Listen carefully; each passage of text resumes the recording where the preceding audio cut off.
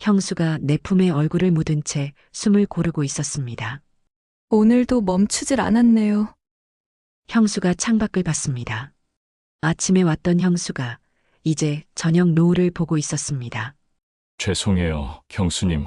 오늘만 벌써 여러 번. 아니에요. 형수가 나를 올려다봤습니다. 5년이나 혼자 계셨으니까 한두 번으로는 안 되잖아요. 형수님이 힘드실 텐데. 전 괜찮아요. 형수가 내 손을 잡았습니다. 오히려 좋아요. 태연 씨가 저를 그렇게 원한다는 게. 다른 여자였으면 하루 종일 이렇게는 못했을 거예요. 형수가 작게 웃었습니다. 전 태연 씨를 이해해요. 그러니까 얼마든지 괜찮아요. 아침부터 저녁까지 계속해도. 그 말에 가슴이 뛰었습니다. 우리 정말 잘 맞는 것 같아요. 한번 만나면 쉬지 않고 원했고 형수는 다 따라줬습니다. 한 달에 두세 번 형이 출장 갈 때마다 만나는 날은 아침부터 저녁까지 멈추지 않았습니다. 들키면 끝입니다. 실패한 남자와 외로운 형수, 우리의 위험한 이야기가 시작됐습니다. 이야기 시작 전에 구독과 좋아요로 응원해 주시면 큰 힘이 됩니다. 그럼 지금부터 본격적으로 이야기를 들려드리겠습니다. 금요일 밤 8시, 6평 원룸에 누워 지난 날을 회상했습니다. 대체 어떻게 이렇게 됐을까? 나는 침대에서 일어나 노트북을 켰습니다. 익숙한 사이트였고 익숙한 영상들이 줄지어 있었죠. 49세 김태연, 이게 나였습니다. 5년 전까지만 해도 직원 30명을 거느린 사장이었는데 지금은 원룸에서 혼자 이런 것이나 하는 남자가 되어버렸습니다. 영상 속 여자가 웃고 있었고 나는 그냥 눈을 감았습니다. 마지막으로 아내와 잠자리를 가진 게 5년 전이었으니까 그게 정말 마지막이었죠. 사업이 망한 건 갑작스러운 일이었습니다. 오랜 거래처가 부도가 났고 연쇄부도로 제 회사도 한순간에 무너져 내렸습니다. 빚이 3억.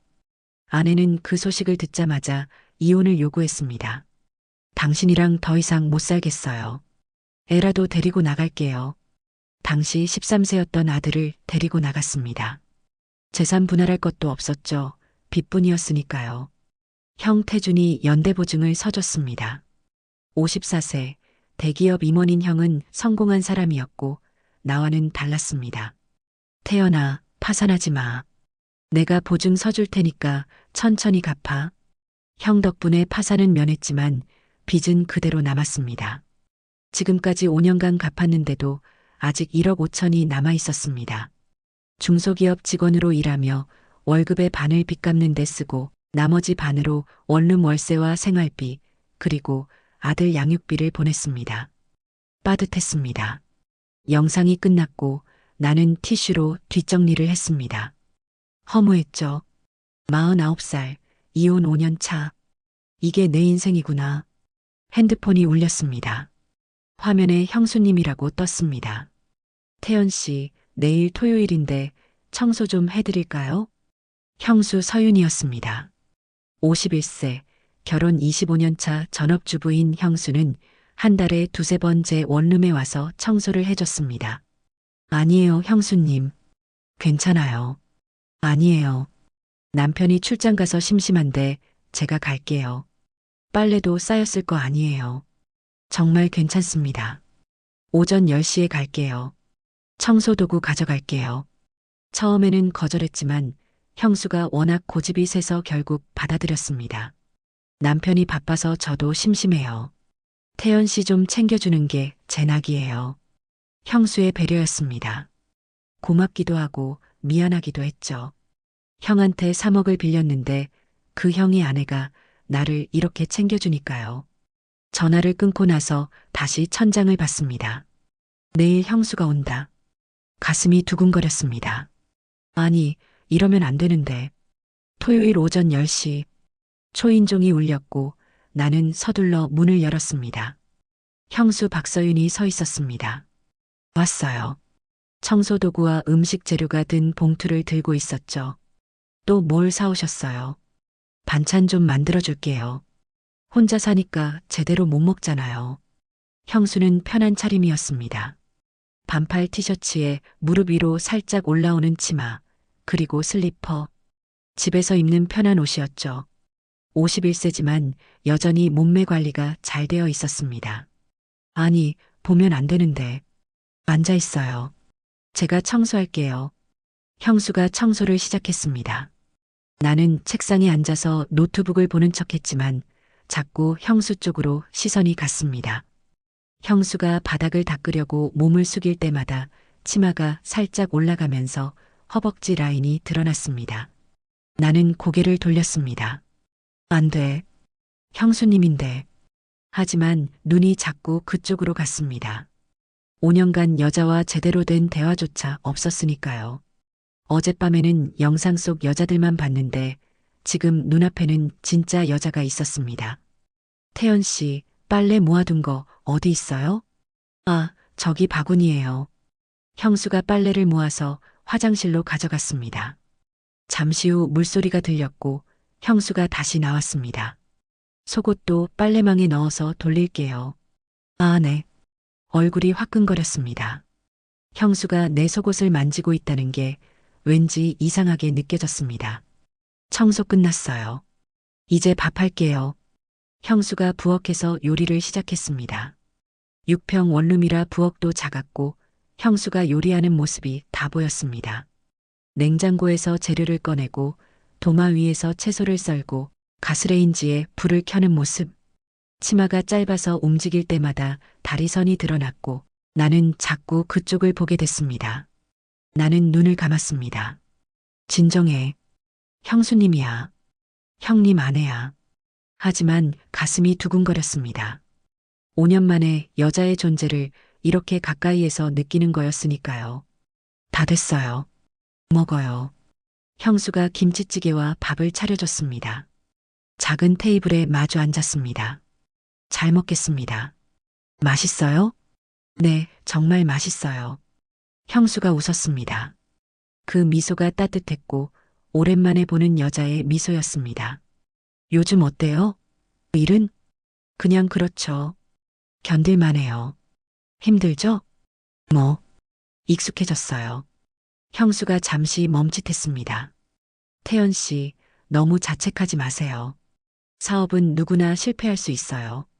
형님한테 빚도 지고, 형님은 괜찮아요. 형제잖아요. 천천히 갚으면 돼요. 형수의 목소리가 부드러웠습니다. 이렇게 챙겨주셔서 정말 감사해요, 형수님. 아니에요. 형님은 바쁘세요? 형수의 표정이 살짝 어두워졌습니다. 네. 요즘 해외 사업 때문에 출장이 많아요. 주말에도 골프, 접대. 집에 거의 없어요. 그 말에 묘한 외로움이 묻어났습니다. 그래도 덕분에 집안 걱정은 없으니까 감사하긴 해요. 형수가 잠시 창밖을 봤습니다.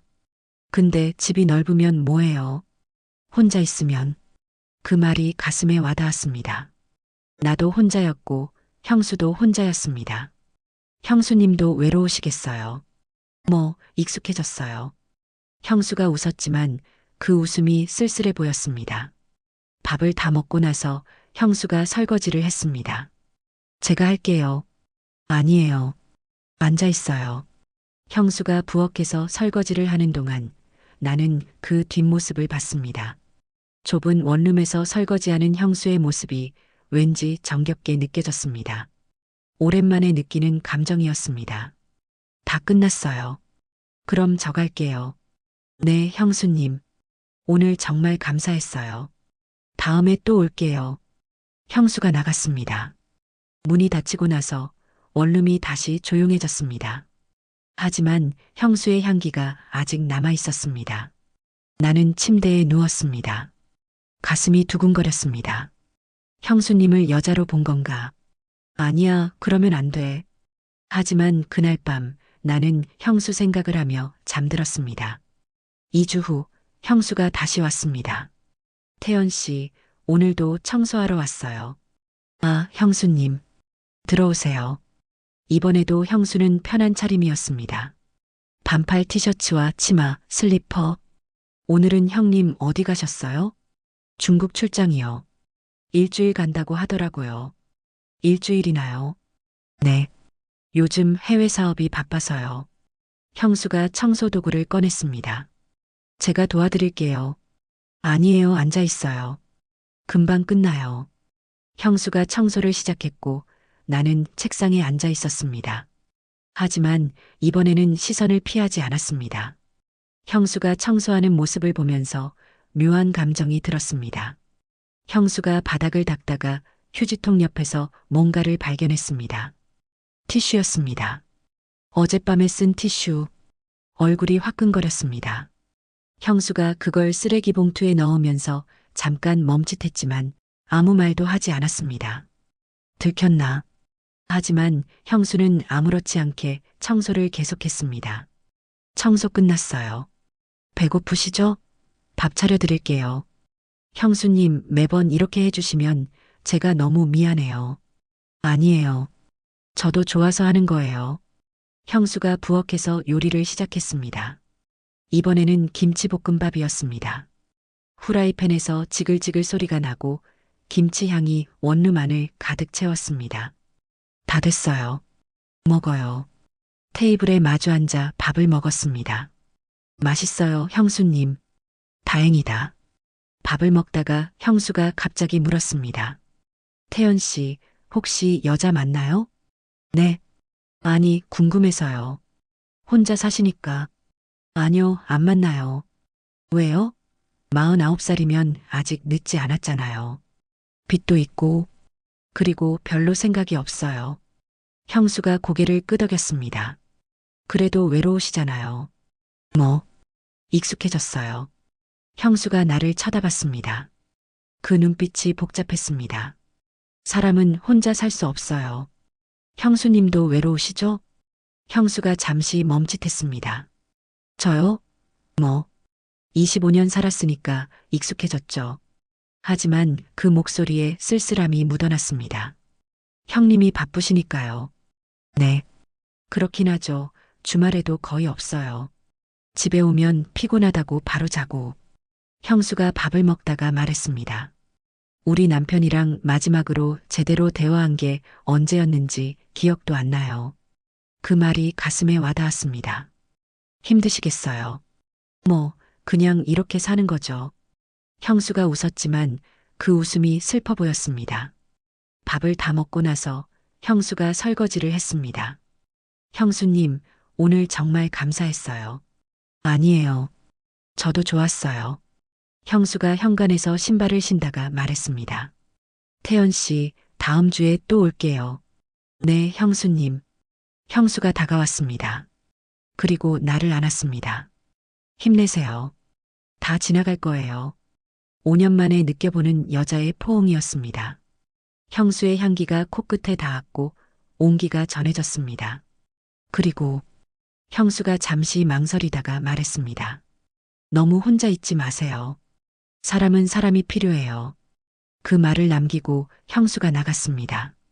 문이 닫히고 나서 나는 그 말의 의미를 생각했습니다. 사람은 사람이 필요해요. 형수도 외로운 거구나. 나만 외로운 게 아니었습니다. 일주일 후 형수가 또 왔습니다. 이번에는 낮술을 가져왔습니다. 태연 씨, 오늘 와인 좀 가져왔어요. 와인이요? 네. 낮에 한잔하면 기분 좋잖아요. 청소를 끝내고 형수가 와인을 따랐습니다. 형님은 오늘도 출장이세요? 네. 일본이요. 모레 들어온대요. 형수가 와인을 한 모금 마셨습니다. 형수님, 혼자 계시면 정말 심심하시겠어요. 그럼요. 집이 넓은데 혼자 있으면 무섭기까지 해요. 무섭다니요? 조용해서요. 너무 조용하면 무서워요. 형수가 와인잔을 만지작거렸습니다. 그래서 태연 씨 챙기는 게 좋아요. 누군가를 챙기면 제가 필요한 사람이 된 것 같아서 그 말이 가슴을 찔렀습니다. 저도 형수님이 필요해요. 형수가 나를 쳐다봤습니다. 정말요? 네. 5년 동안 혼자 살면서 형수님처럼 저를 챙겨준 사람이 없었어요. 형수의 눈이 촉촉해졌습니다. 태연 씨도 참 힘들었겠어요. 괜찮아요. 이제 익숙해졌어요. 사업 실패하고 이혼하고 혼자 빚 갚으면서 사는 거 정말 힘들었을 텐데 형수의 손이 내 손 위에 올라왔습니다. 따뜻했습니다. 5년 만에 느껴보는 여자의 온기였습니다. 형수님, 태연 씨, 너무 자책하지 마세요. 다 지나간 일이에요. 형수의 손을 잡았습니다. 형수가 손을 빼지 않았습니다. 우리는 그렇게 한참을 앉아 있었습니다. 손을 잡은 채로 와인을 마시면서 형수님 응? 형수님한테 의지하는 것 같아요. 저도 태연 씨한테 의지해요. 형수가 와인을 한 모금 더 마셨습니다. 우리 비슷해요. 둘 다 외로우니까. 맞아요. 남편은 바쁘고 저는 혼자고. 형수의 목소리가 떨렸습니다. 태연 씨는 혼자 살고 빚 갚고 우리 둘 다 힘드네요. 그래요. 와인 한 병이 비었고 형수가 두 번째 병을 땄습니다. 더 마실래요? 네. 오후 햇살이 원룸 창문으로 들어왔습니다. 형수의 얼굴이 빨개졌습니다. 태연 씨, 솔직히 물어봐도 돼요? 네. 혼자 사시니까 정말 외롭지 않으세요? 외롭죠. 형수가 와인잔을 들었습니다. 저도 남편이랑 정말 오래됐어요. 네. 우리 남편이 저를 마지막으로 안아준 게 몇 년 전인지 기억도 안 나요. 형수의 목소리가 떨렸습니다. 형수님, 형수가 와인잔을 들려다가 손이 미끄러졌습니다. 와인이 테이블 위로 쏟아졌고 책상 위 노트북에까지 튀었습니다. 아, 큰일 났다. 나는 황급히 노트북을 들어 올렸습니다. 형수가 휴지를 들고 달려왔습니다. 어떡해요, 고장나면. 일단 닦아야죠. 노트북 화면이 깜빡이더니 갑자기 켜졌습니다. 그리고 어젯밤에 본 사이트가 그대로 화면에 떴습니다. 시간이 멈췄습니다. 형수가 화면을 봤습니다. 나는 급히 노트북을 덮으려 했지만 이미 늦었습니다. 얼굴이 화끈거렸습니다. 죄송합니다, 형수님. 제가 끄는 걸 깜빡. 침묵이 흘렀습니다. 형수의 손이 떨렸습니다. 아니에요. 제가 쏟아서. 형수님, 그럴 수밖에 없잖아요. 5년이나 혼자. 형수의 목소리가 작아졌습니다. 그죠? 남자는 더 힘들겠죠. 형수가 휴지로 테이블을 닦으면서 말했습니다. 사람이 외로우면 어쩔 수 없어요. 우리의 시선이 마주쳤습니다. 형수의 눈빛이 흔들렸습니다. 제가 도와드릴게요. 형수님. 형수가 내 손을 꽉 잡았습니다. 그 손길이 뜨거웠습니다. 5년간 화면으로만 보던 것들이 지금 눈앞에 있었습니다. 진짜 여자의 온기가. 안 돼요? 형수의 목소리가 떨렸습니다. 심장이 빠르게 뛰었습니다. 안 될 리가 있나? 5년간 기다려왔던 순간이었습니다. 형수님, 정말 괜찮으세요? 처음이자 마지막으로. 한 번만. 이성의 끈이 끊어졌습니다. 형수가 천천히 내 목에 팔을 감았고 나도 형수를 조심스럽게 끌어안았습니다. 오후 햇살이 커튼 사이로 비쳐들었고 좁은 원룸이 갑자기 따뜻해졌습니다. 그날 오후 우리는 선을 넘었습니다. 얼마나 시간이 흘렀을까요? 숨이 차올랐고 온몸에 땀이 배어 있었습니다. 형수가 내 품에 얼굴을 묻은 채 조용히 숨을 골랐습니다. 나는 천장을 보며 눈을 감았습니다. 5년간 혼자 화면만 보며 위로받던 시간들이 주마등처럼 스쳐 지나갔습니다. 그런데 지금 이 순간은 완전히 달랐습니다. 비교할 수조차 없었습니다. 형수가 나를 꽉 안고 있었고 나도 형수를 놓고 싶지 않았습니다. 이런 게 사랑인가? 아니, 사랑은 아닐 겁니다. 우리는 그냥 서로의 외로움을 채워주는 것뿐이니까요. 하지만 이 순간만큼은 세상에서 가장 완벽하게 느껴졌습니다. 형수의 손이 내 등을 쓰다듬었습니다. 태연 씨, 네, 형수님. 이런 거 처음이에요. 저도요. 5년 만이에요. 형수가 내 얼굴을 올려다봤습니다. 좋았어요? 그 물음의 대답 대신 나는 형수를 더 꽉 안았습니다. 형수가 작게 웃었습니다. 저도요. 그 한마디에 가슴이 뛰었습니다. 5년간 쌓였던 모든 것들이 오늘 오후 몇 시간 만에 해소된 것 같았습니다. 아니, 해소된 게 아니라 채워진 겁니다. 형수와 나 우리는 서로에게 딱 맞았습니다. 그날 이후 형수와의 만남이 반복됐습니다. 형이 출장 갈 때마다 형수가 왔습니다. 처음이자 마지막이라던 약속은 생각보다 쉽게 무너졌죠. 한 달에 두세 번. 태연 씨, 오늘 남편 출장이에요. 알았어요, 형수님. 우리는 서로를 필요로 했습니다. 형수는 25년간 무시당한 외로움을, 나는 5년간 쌓인 그리움을 서로에게서 채웠습니다. 하지만 만날 때마다 죄책감은 커졌습니다. 형한테 3억을 빌렸는데 그 형의 아내와 이러고 있다니. 형수님, 우리 이러면 안 되는데. 알아요. 근데 멈출 수가 없어요. 저도요. 형수가 내 가슴에 얼굴을 묻었습니다. 태연 씨, 네. 오늘도 멈추질 않았네요. 형수가 창밖을 봤습니다. 아침에 왔던 형수가 이제 저녁 노을을 보고 있었습니다. 죄송해요, 형수님. 오늘만 벌써 여러 번. 아니에요. 형수가 나를 올려다봤습니다. 5년이나 혼자 계셨으니까 한두 번으로는 안 되잖아요. 형수님이 힘드실 텐데. 전 괜찮아요. 형수가 내 손을 잡았습니다. 오히려 좋아요. 태연 씨가 저를 그렇게 원한다는 게 다른 여자였으면 하루 종일 이렇게는 못했을 거예요. 형수가 작게 웃었습니다. 전 태연 씨를 이해해요. 그러니까 얼마든지 괜찮아요. 아침부터 저녁까지 계속해도 그 말에 가슴이 뛰었습니다. 우리는 그렇게 서로를 안고 있었습니다. 하지만 만날 때마다 죄책감은 커졌습니다. 형 얼굴이 떠올랐습니다. 태연아, 파산하지 마. 내가 보증 서줄 테니까. 그 목소리가 귓가에 맴돌았습니다. 형수님, 좀 무섭기도 해요. 형님이 알면 저는 끝장이에요. 알아요. 근데 왜 멈출 수가 없을까요? 형수가 쓸쓸하게 웃었습니다. 우리 둘 다 외로워서 그래요. 맞아요. 외로움이 사람을 이렇게 만드나 봐요. 우리는 그렇게 반복되는 만남을 이어갔습니다. 죄책감과 외로움 사이에서 어느 날 형한테서 전화가 왔습니다. 태연아, 요즘 어떻게 지내? 그냥 그렇지 뭐. 서윤이가 자주 간다며? 청소해준다고. 심장이 철렁했습니다. 응. 형수님이 챙겨주셔서 고맙지. 그래. 우리 서윤이가 착하긴 해. 시동생 챙기는 거 보면. 잠시 침묵이 흘렀습니다. 근데 태연아. 왜?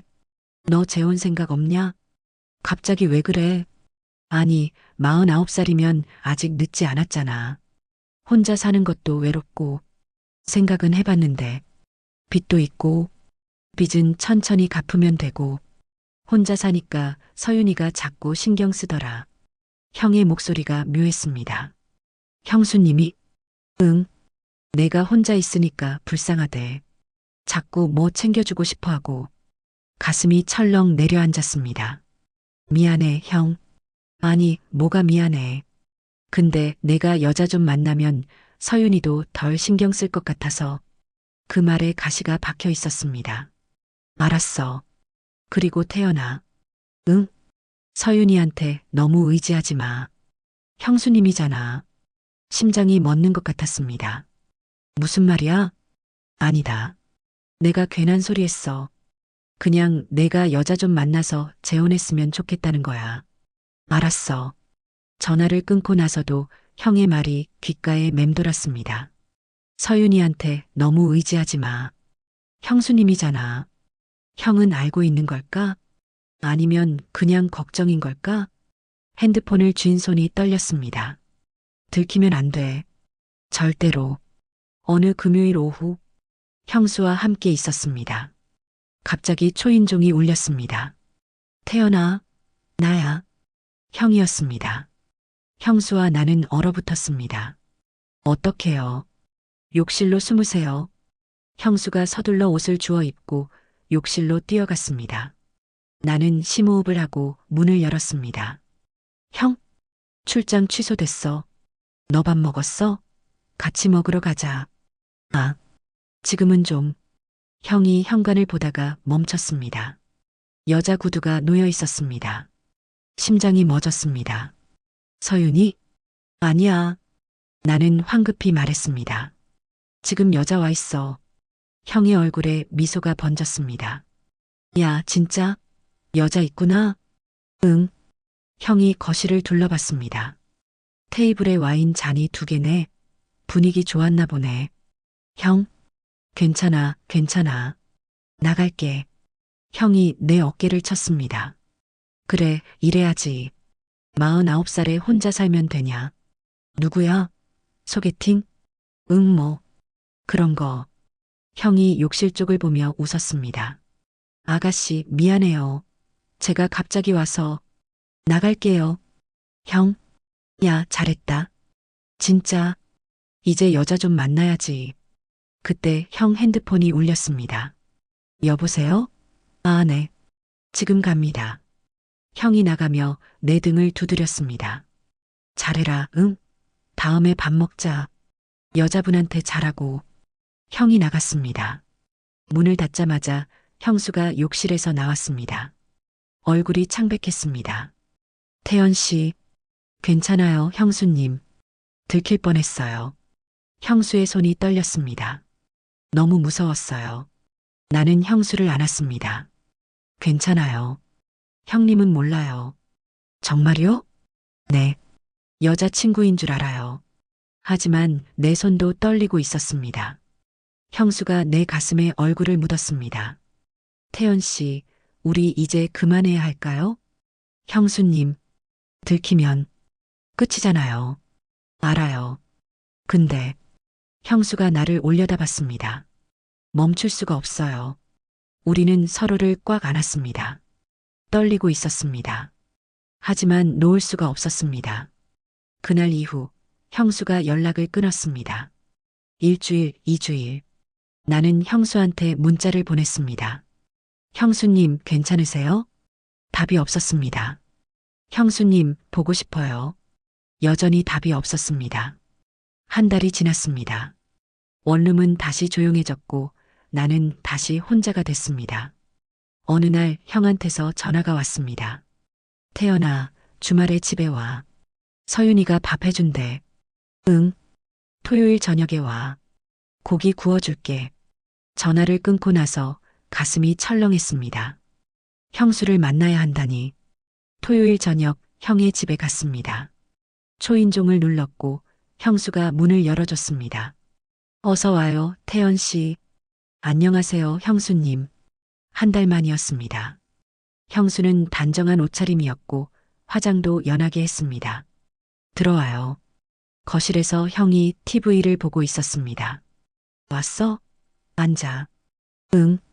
형수가 부엌으로 갔습니다. 서윤아, 고기 가져와. 네. 형수가 고기를 들고 나왔고 형이 고기를 굽기 시작했습니다. 태연아, 빚 얼마나 남았지? 이제 1억 정도. 많이 갚았네. 고생했다. 형 덕분이야. 형제인데 당연한 거지. 형이 고기를 구우며 말했습니다. 근데 그 여자는 어떻게 됐어? 여자? 지난번에 내 원룸에 있었던 여자. 심장이 철렁했습니다. 옆에서 형수가 멈칫했습니다. 아, 안 됐어. 왜? 분위기 괜찮아 보였는데. 그냥 안 맞더라. 아쉽네. 그래도 이제 재혼 생각해봐. 생각해볼게. 형수가 상을 차리면서 나와 눈이 마주쳤습니다. 형수의 눈빛이 흔들렸습니다. 저녁을 먹는 동안 형만 떠들었습니다. 회사 얘기, 골프 얘기, 앞으로 계획. 형수와 나는 거의 말이 없었습니다. 가끔 눈이 마주치면 서로 피했습니다. 잘 먹었습니다. 그래. 서윤아, 커피 좀 줘. 네. 형수가 커피를 내리러 부엌으로 갔습니다. 형이 화장실에 간 사이 잠깐 둘만 남았습니다. 형수님. 네. 잘 지내세요? 네. 태연 씨도요. 빚 갚아서 다행이에요. 형수님, 이제 좋은 사람 만나세요. 형수의 목소리가 떨렸습니다. 형이 돌아왔고 우리는 더 이상 말하지 못했습니다. 집에 돌아오는 길 가슴이 먹먹했습니다. 이게 끝인가? 원룸에 도착해서 침대에 누웠습니다. 핸드폰을 봤습니다. 형수한테서 문자가 왔습니다. 잘 지내요, 태연 씨. 우린 잘한 거예요. 눈물이 났습니다. 1년이 지났습니다. 나는 여전히 원룸에 살고 있었고 빚은 5천만 원 남았습니다. 형수는 더 이상 오지 않았습니다. 형은 여전히 바빴고 가끔 형을 만나면 형수 얘기를 했습니다. 서윤이가 요즘 취미 생활 시작했어. 그림 배운대. 다행이네, 형. 너는 어때? 여자 만나? 아니, 아직. 빨리 만나. 50살 되기 전에. 응. 형수는 여전히 형의 집에 있었고 외롭고 바쁜 남편과 함께 살고 있었습니다. 나는 여전히 원룸에 있었고 혼자였습니다. 아무것도 변하지 않았습니다. 침대에 누워 핸드폰을 봤습니다. 형수한테서 1년 전에 온 문자가 아직 남아 있었습니다. 잘 지내요, 태연 씨. 우린 잘한 거예요. 그 문자를 보면서 눈을 감았습니다. 3년이 지났습니다. 나는 53세가 됐고 빚을 완전히 갚았습니다. 원룸에서 조금 넓은 투룸으로 이사했습니다. 회사에서도 승진했고 월급도 조금 올랐습니다. 어느 날 형한테서 전화가 왔습니다. 태연아, 일요일에 집에 와. 서윤이가 밥 해준대. 그래, 형. 형의 집에 갔습니다. 형수가 문을 열어줬습니다. 어서 와요, 태연 씨. 안녕하세요, 형수님. 형수는 예전과 똑같았습니다. 아니, 조금 더 나이 들어 보였습니다. 들어와요. 거실에 앉았습니다. 형이 말했습니다. 태연아, 이사했다며? 투룸으로. 응. 빚 갚고 나니까 여유가 좀 생겼어. 다행이다. 형수가 상을 차렸습니다. 많이 드세요. 감사합니다. 밥을 먹다가 형이 물었습니다. 너 아직도 혼자 사냐? 응. 빨리 재혼해. 53살이면 정말 늦어. 생각은 하는데. 생각만 하지 말고 진짜 만나봐. 알았어. 형수가 조용히 밥을 먹었습니다. 밥을 다 먹고 나서 형이 전화를 받으러 나갔습니다. 형수가 설거지를 하면서 말했습니다. 태연 씨, 정말 재혼 생각해 보세요. 형수님, 혼자 살기엔 인생이 너무 길어요. 형수님은요? 형수가 잠시 멈칫했습니다. 저요? 저는 이대로 살 거예요. 형님이랑은요? 뭐, 익숙해졌어요. 25년 넘게 살았으니까. 형수가 쓸쓸하게 웃었습니다. 그래도 그림 그리는 게 있어서 외롭지는 않아요. 다행이에요. 태연 씨는 달라요. 아직 늦지 않았어요. 형수가 설거지를 마치고 나를 봤습니다. 좋은 사람 만나서 행복하게 사세요. 형수님도 행복하세요. 전 괜찮아요. 우리는 각자의 자리로 돌아갔습니다. 형수는 형의 집에서, 나는 투룸에서 각자 외로움을 견디며 각자의 삶을 살아갑니다. 그게 우리가 선택한 길이었습니다. 이제는 가족 모임에서 어색하게 마주치는 것만 남았습니다. 안녕하세요, 형수님. 어서 와요, 태연 씨. 그게 전부였습니다. 집에 돌아와 침대에 누워 천장을 봤습니다. 빚은 없어졌지만 외로움은 그대로였습니다. 노트북을 켰습니다. 익숙한 사이트, 익숙한 영상들. 53세 김태연. 여전히 혼자. 오늘의 사연은 여기서 마무리하겠습니다. 끝까지 함께 해주신 분들께 감사드리며 구독과 좋아요, 댓글로 잘 들었어요 라고 남겨주시면 정말 큰 응원이 됩니다.